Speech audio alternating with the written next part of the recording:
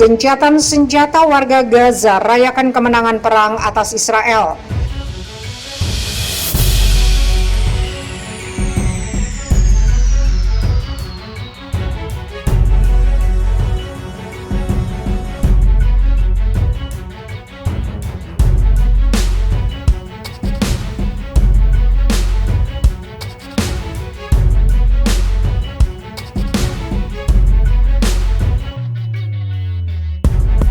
Warga jalur Gaza bersukacita atas kesepakatan gencatan senjata yang dicapai dengan Israel melalui mediasi Mesir.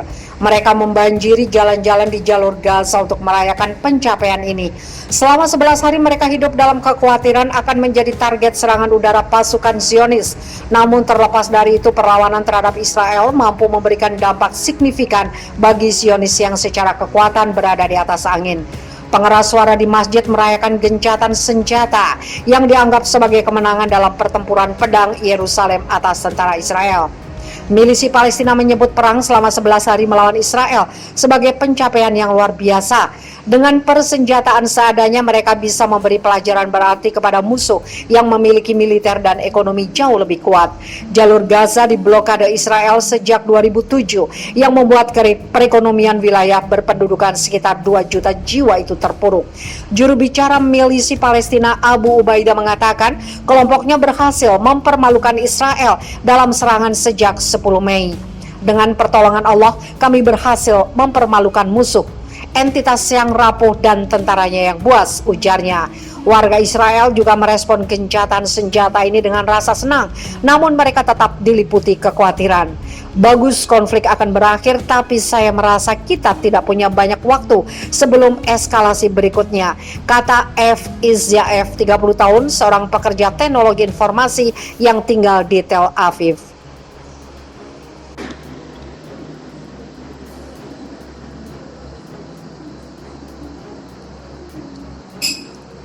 Gaza, Palestina hari ini, Israel dan milisi Palestina umumkan gencatan senjata.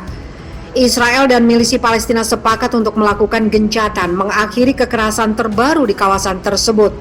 Pengumuman tersebut disampaikan milisi Palestina dan televisi pemerintah Mesir pada Kamis 20 Mei sebagaimana dilansir Reuters.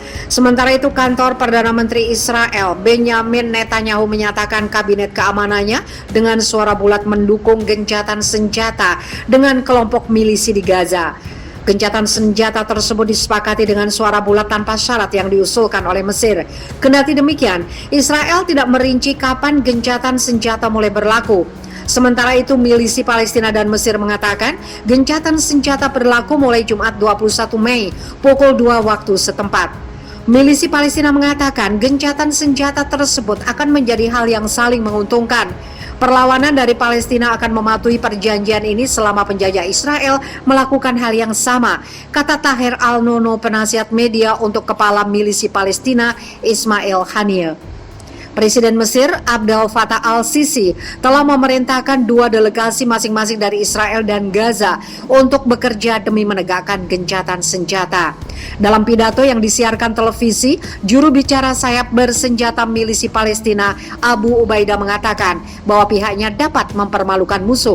Dengan pertolongan Tuhan kami dapat mempermalukan musuh, entitasnya yang rapuh dan tentaranya yang buas, ujar Abu Ubaidah. Dia mengancam akan menembakkan roket milisi Palestina yang akan mencapai seluruh Israel jika Israel melanggar gencatan senjata atau menghantam Gaza sebelum jam pelaksanaan. Beberapa menit setelah milisi Palestina dan televisi pemerintah Mesir mengumumkan gencatan dan gencatan senjata belum berlaku, kedua belah pihak masih saling jual beli serangan. Sirine peringatan meraung karena adanya roket yang masuk di wilayah perbatasan Israel. Sedangkan seorang reporter Reuters mendengar serangan udara di Gaza. Seorang pria berusia 50-an terluka ringan akibat serangan langsung di sebuah pabrik di Israel. Pada hari Rabu 19 Mei, Presiden Amerika Serikat Joe Biden mendesak Netanyahu untuk menurunkan kekerasan. Sedangkan Mesir, Qatar, dan PBB berusaha untuk menjadi penengah.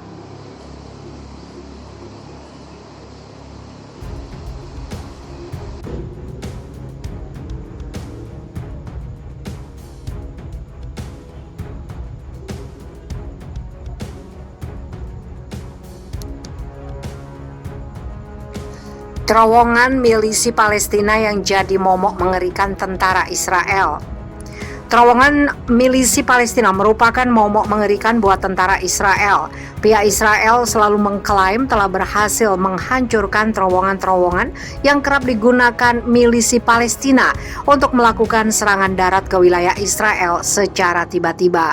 Seperti yang diklaim oleh Israel Defense Force (IDF) pada 17 Mei lalu, di mana mereka mengaku berhasil menghancurkan terowongan milisi Palestina sepanjang 15 km.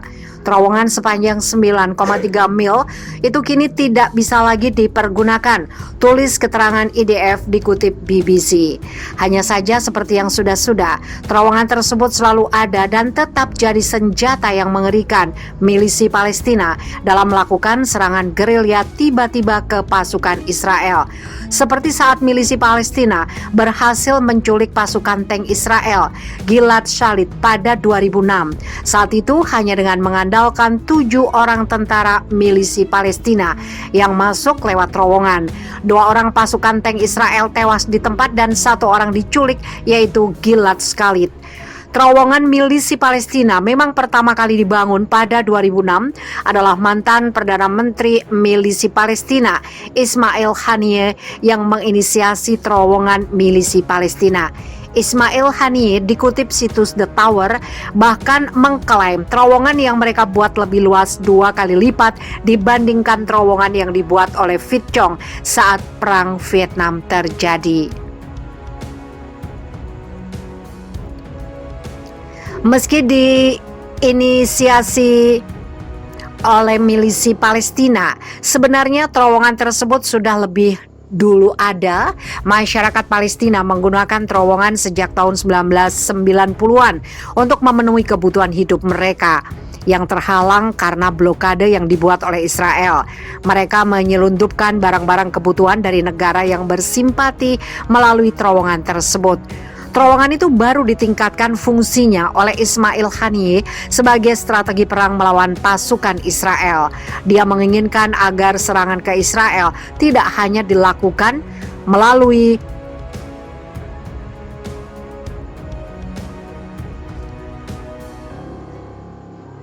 udara roket, tapi juga dari bawah tanah atau terowongan. Tidak seperti serangan roket yang terlihat, serangan lewat terowongan yang kasat mata justru paling diandalkan oleh milisi Palestina.